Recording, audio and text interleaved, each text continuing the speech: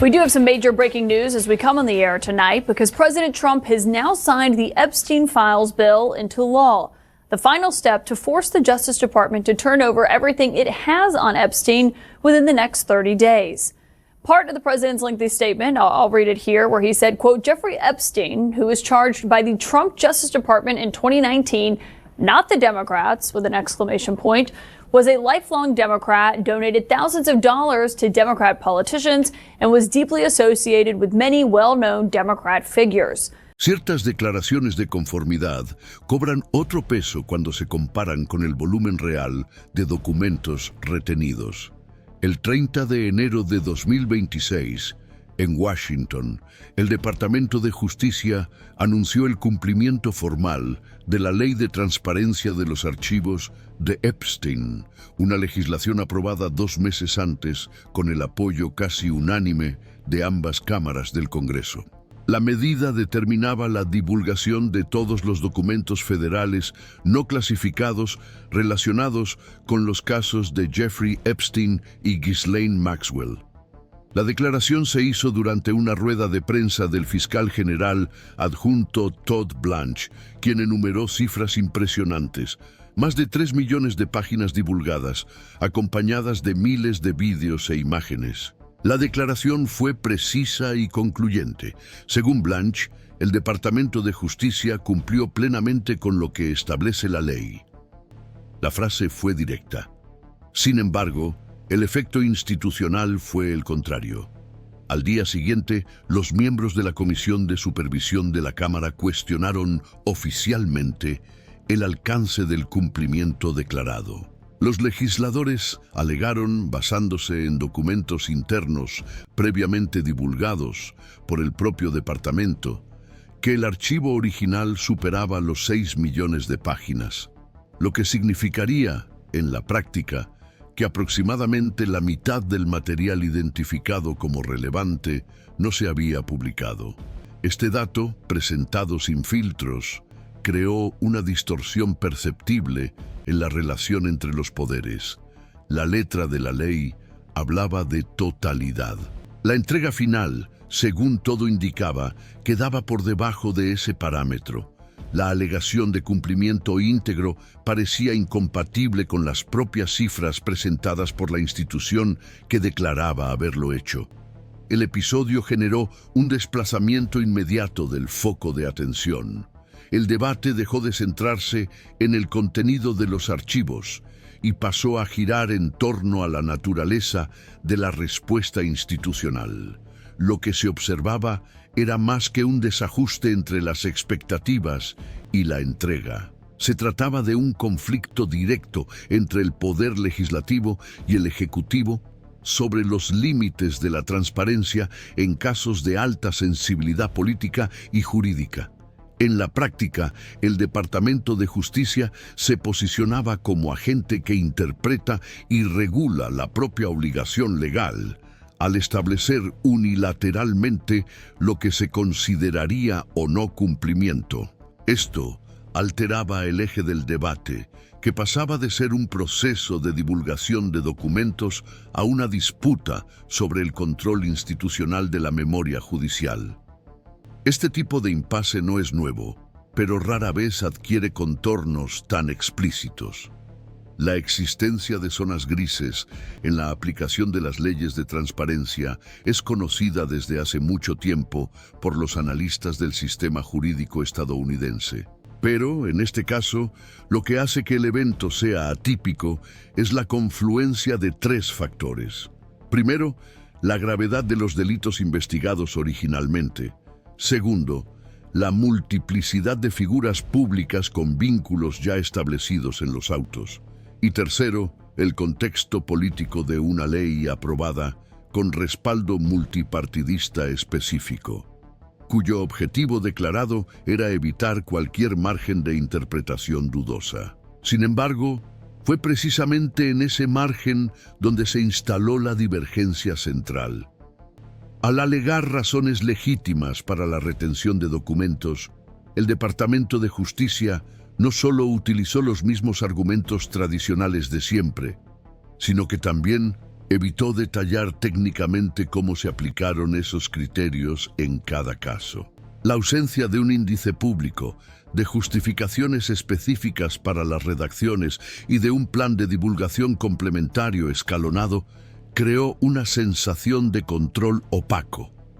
Legisladores como Robert García y Ro Khanna fueron directos en sus declaraciones públicas, acusando al departamento de actuar con selectividad política disfrazada de cautela legal. Ambos participaron en la redacción de la Ley de Transparencia de los Archivos Epstein, lo que reforzó aún más la percepción de que la supuesta conclusión del proceso anunciada por el Ejecutivo no coincidía con la intención original de la legislación.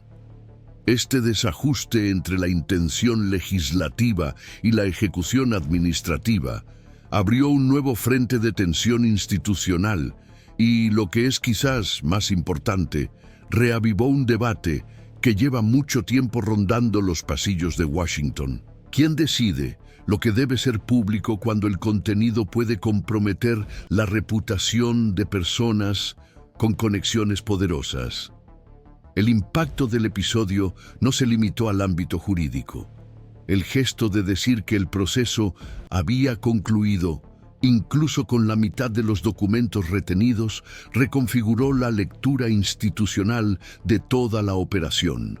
Si la transparencia se tratara como una variable negociable, incluso después de que se aprobara una ley específica por amplia mayoría, el precedente sería delicado. ¿Qué impediría a otros departamentos, en otros contextos, adoptar una lógica similar? La alegación de cumplimiento técnico, basada en criterios internos no auditables, no solo debilita el concepto de rendición de cuentas, sino que altera la correlación de fuerzas entre los poderes de la República. Y este cambio repercute en la forma en que el sistema aborda los abusos de poder, los delitos cometidos por figuras influyentes y, sobre todo, los límites prácticos de la justicia cuando se enfrenta a redes de protección institucionalizadas. Más allá del caso específico, esta fractura en la narrativa oficial plantea una cuestión más amplia sobre la capacidad de las democracias contemporáneas para gestionar los archivos. Lo que está en juego no es solo lo que se ha liberado, sino lo que se ha retenido y, sobre todo, por qué.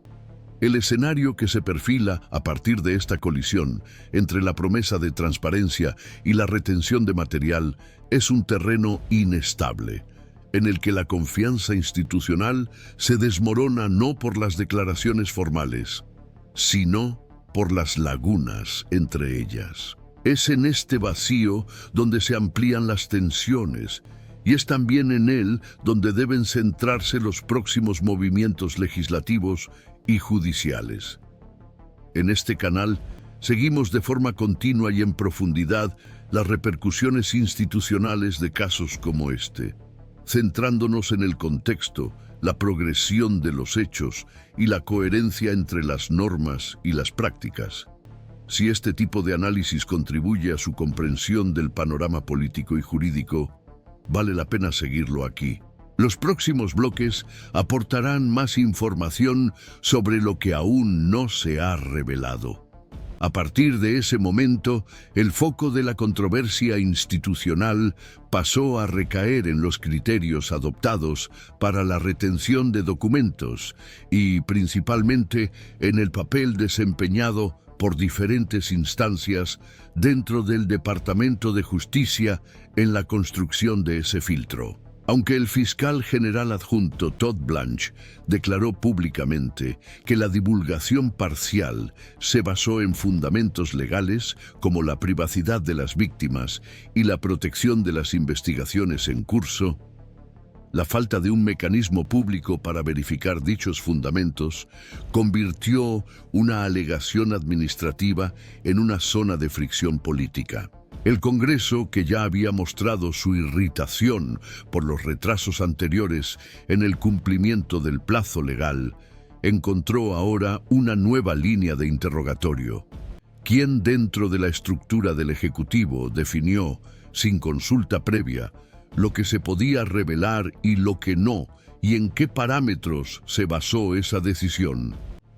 El Comité de Supervisión de la Cámara, liderado por representantes de diferentes partidos, emitió un memorándum interno en el que calificaba de incoherente con el espíritu de la legislación aprobada la decisión del Departamento de Justicia de dar por concluido el proceso.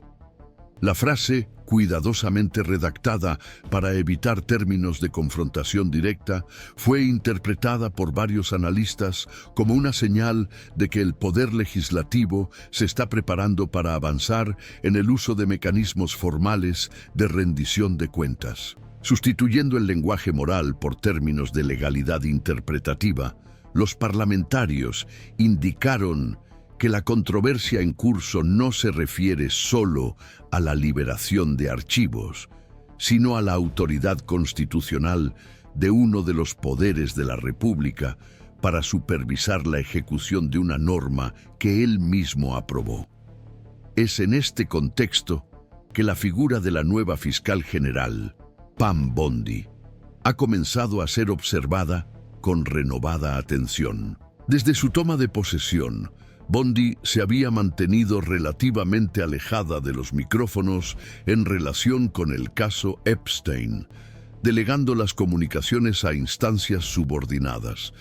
Pero la emisión de una citación formal exigiendo la entrega del material retenido puso su nombre en el centro del tablero político. Esta medida creó una delicada ambigüedad institucional.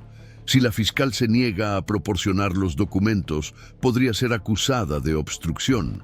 Si los libera sin negociaciones, podría ser vista como una concesión a la presión del Congreso, lo que podría comprometer su autoridad ante otros brazos del Ejecutivo. La ecuación jurídica se mezcla aquí con la lógica de la preservación institucional, lo que convierte cada movimiento en una pieza con efectos colaterales previsibles, aunque no declarados. Mientras el impasse se intensifica, otros actores institucionales se han sumado al debate. El Comité Judicial del Senado ha comenzado a discutir internamente la posibilidad de convocar audiencias específicas para tratar los límites del secreto en las investigaciones cerradas. Senadores de ambos partidos, aunque con énfasis distintos, coincidieron en la evaluación de que la estructura normativa actual permite márgenes excesivos de interpretación por parte de las agencias del Ejecutivo. El argumento central de estos parlamentarios no es la crítica a la retención de datos en sí, sino la ausencia de un proceso auditable, técnico y transparente que justifique de forma rastreable cada recorte realizado. Paralelamente, miembros de la comunidad jurídica comenzaron a manifestarse sobre el episodio. Asociaciones de defensa de las víctimas, como la Red Nacional para Acabar con la Violencia Doméstica, emitieron comunicados exigiendo el cumplimiento literal del texto de la ley. Juristas vinculados a universidades y centros de investigación comenzaron a publicar análisis técnicos sobre la legalidad de la conducta del Departamento de Justicia, con especial énfasis en los precedentes judiciales que limitan la autoridad del Ejecutivo en casos de cumplimiento normativo supervisado por el Legislativo. En varios análisis, la tónica era la misma. Aunque el Ejecutivo tiene prerrogativas para aplicar redacciones por razones legales legítimas, el volumen retenido sin justificación pública, junto con la declaración de cumplimiento total, crea una tensión jurídica cuya resolución depende de una mayor claridad normativa o de la intervención directa del Poder Judicial. Esta convergencia de actores, parlamentarios, juristas, organizaciones civiles, refuerza una percepción más amplia de que el caso ha traspasado los límites del proceso documental y ha pasado a funcionar como un termómetro institucional. La duda ya no se centra solo en el contenido de los archivos, sino en la arquitectura de gobernanza que regula su divulgación. Esta escalada institucional cobra aún más relevancia cuando se observa que el mismo patrón de retención documental ya ha sido objeto de controversia en otros episodios recientes, relacionados con temas como registros presidenciales, investigaciones transnacionales y acuerdos judiciales confidenciales. El caso Epstein, por su gravedad y visibilidad, solo amplifica las fallas de un modelo que ya venía siendo criticado. Dentro del Departamento de Justicia, la tensión tampoco es homogénea. Hay informes, aún sin confirmar oficialmente, de disensiones internas entre las diferentes áreas técnicas responsables del análisis y la clasificación de los documentos. Algunos de estos profesionales, según fuentes anónimas consultadas por medios especializados, habrían recomendado la creación de un comité externo de verificación, algo que no fue aceptado por la cúpula. La negativa se habría basado en el argumento de que la propia estructura del Departamento de Justicia ya cuenta con suficientes mecanismos de control interno. Sin embargo, esta decisión es precisamente lo que ahora alimenta las críticas externas, reforzando el argumento de que el proceso se llevó a cabo con poca transparencia operativa. Al mismo tiempo, el archivo liberado, aunque incompleto, ha sacado a la luz nombres, conexiones y registros que ya han comenzado a provocar reacciones diplomáticas en al menos 2 países europeos. Fuentes vinculadas al Parlamento británico han indicado que se están produciendo movimientos internos sobre la necesidad de aclaraciones adicionales en relación con la presencia de documentos que mencionan directamente a miembros de la realeza. En otros pasajes, la presencia de figuras públicas del sector empresarial y diplomático internacional aumentó el grado de atención sobre el impacto geopolítico potencial de la divulgación completa de los archivos. Esta dimensión internacional, aunque todavía se trata con cautela en los canales oficiales, aumenta la complejidad de la ecuación institucional en Estados Unidos.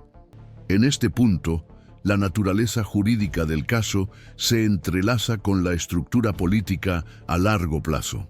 El precedente creado por la conducta actual del Departamento de Justicia al retener la mitad del contenido y declarar cerrado un proceso legalmente en curso, podría influir en la forma en que se interpretarán, aplicarán y, eventualmente, impugnarán judicialmente las futuras leyes de transparencia.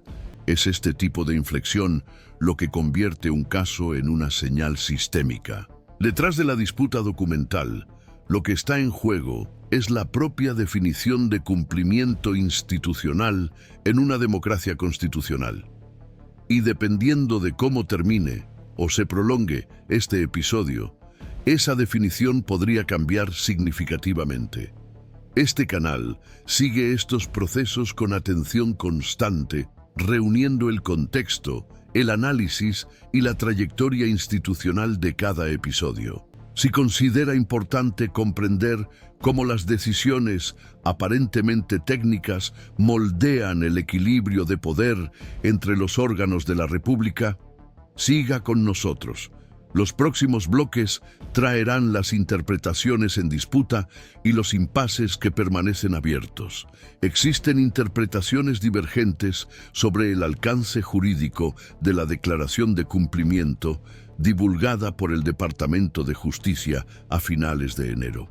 Para los expertos vinculados a centros de investigación en derecho público, el término liberación integral debe interpretarse como una formulación técnica adecuada a la jurisprudencia que establece límites razonables para la protección de las víctimas y para las investigaciones en curso.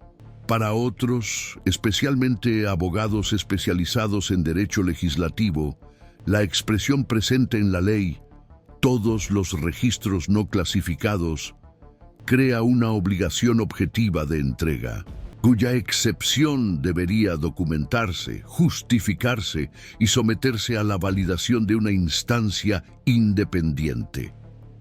Sin este segundo mecanismo, se argumenta, El modelo se aproxima a la autorregulación, convirtiendo la transparencia de un deber legal en una mera concesión administrativa. El punto central del debate es precisamente este: ¿cómo distinguir entre una protección legítima y una supresión indebida cuando quien establece los criterios también ejecuta la norma?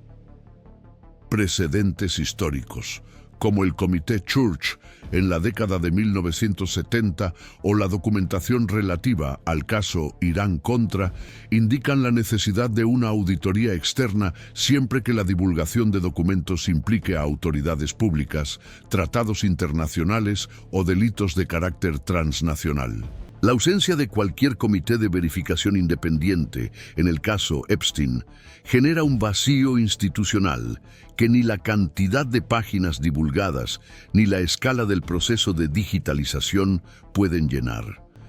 Los registros actualmente públicos contienen indicios, aunque fragmentados, de que parte de las investigaciones traspasaban los límites diplomáticos e institucionales. El uso recurrente de la expresión cómplices en los informes internos del FBI, incluso después de la muerte de Epstein, pone de manifiesto que el caso no se trataba como un caso aislado, sino como una red de investigación estructurada con múltiples núcleos de actuación. La cuestión, por lo tanto, no se refiere solo al contenido ya divulgado, sino también a lo que permanece inaccesible, lo que confiere a las lagunas documentales un papel propio como marca de decisión institucional. Analistas vinculados a la comunidad de exfiscales federales observan que el mantenimiento de archivos bajo secreto, incluso después de la entrada en vigor de una ley de divulgación, puede generar efectos jurídicos futuros. Un tema recurrente es si los familiares de las víctimas podrían llevar a los tribunales la retención, alegando una violación de la Ley de Derechos de las Víctimas de Delitos. Aunque todavía no existe jurisprudencia consolidada para un caso de esta magnitud, hay quienes defienden que el incumplimiento parcial de una norma creada para garantizar la publicidad de los actos del Estado podría interpretarse como una violación de los derechos procesales colectivos. Por otro lado, los juristas señalan que la existencia de fundamentos legales no divulgados podría neutralizar este tipo de demanda. El impasse también afecta a la relación entre el Congreso y el Poder Judicial. Algunos legisladores están considerando recurrir al Tribunal Supremo para que se pronuncie sobre los límites de la autoridad ejecutiva en los procesos de divulgación de documentos establecidos por la ley. No hay confirmación oficial de esta iniciativa, pero el tema se ha debatido en sesiones a puerta cerrada de las comisiones. La acción conlleva riesgos. Al llevar el caso al Poder Judicial, el Poder Legislativo puede reforzar inadvertidamente la autonomía administrativa del Departamento de Justicia, sentando un precedente difícil de revertir. También existe la posibilidad de que, incluso reconociendo la obligación de entrega, la Corte opte por no intervenir, clasificando el conflicto como una disputa política entre poderes, situación ya verificada en casos anteriores que involucraban contenido sensible. En el ámbito internacional, la repercusión sigue otra dinámica. En las capitales europeas, especialmente donde se menciona a autoridades en los documentos divulgados, el debate interno se centra en la necesidad de revisar los acuerdos de cooperación en materia de investigación. Diplomáticos del Reino Unido y Escandinavia se han puesto en contacto con sus homólogos en Washington para solicitar aclaraciones sobre pasajes específicos. Hasta el momento, el Departamento de Estado no ha emitido comunicados públicos, pero fuentes diplomáticas confirman que las solicitudes se formalizaron por escrito. Aunque los efectos prácticos aún son inciertos, la mera existencia de estas solicitudes pone de manifiesto que el caso trasciende la esfera nacional. En el centro de este contexto sigue sin existir un inventario fiable de los archivos no divulgados. El Departamento de Justicia no ha presentado una lista de categorías retenidas ni ha establecido un calendario de análisis futuro, lo que impide a la sociedad civil, la prensa y los legisladores presentar solicitudes específicas o recursos administrativos fundamentados. El acceso a la información se ha convertido en un laberinto técnico en el que la falta de datos funciona como instrumento de control. Y es precisamente este modelo el que se está cuestionando cada vez más. La inestabilidad institucional derivada del caso, aunque formalmente contenida, tiene repercusiones a largo plazo. La normalización de la transparencia parcial, declarada como integral, puede corroer gradualmente los mecanismos de control democrático. Este debilitamiento no se manifiesta de forma abrupta, sino a través de precedentes administrativos que disminuyen lentamente la capacidad de la sociedad para confrontar las decisiones estatales. Debido a la visibilidad y transversalidad del caso Epstein, este se ha convertido en un campo de pruebas para esta dinámica. Hasta ahora, no hay consenso sobre los próximos pasos institucionales. La Comisión de Supervisión espera una respuesta a la citación enviada a la Fiscal General. El Senado debate una propuesta de resolución que exige un inventario completo de los documentos. Es posible que pronto se recurra al Tribunal Supremo.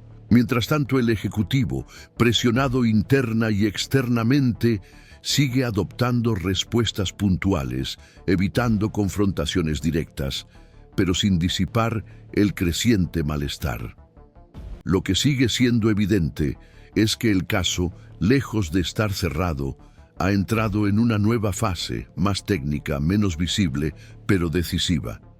Los próximos acontecimientos dependerán no solo de la presión pública, sino también de la disposición de los poderes de la República a redefinir los límites frente a la memoria judicial y la responsabilidad institucional.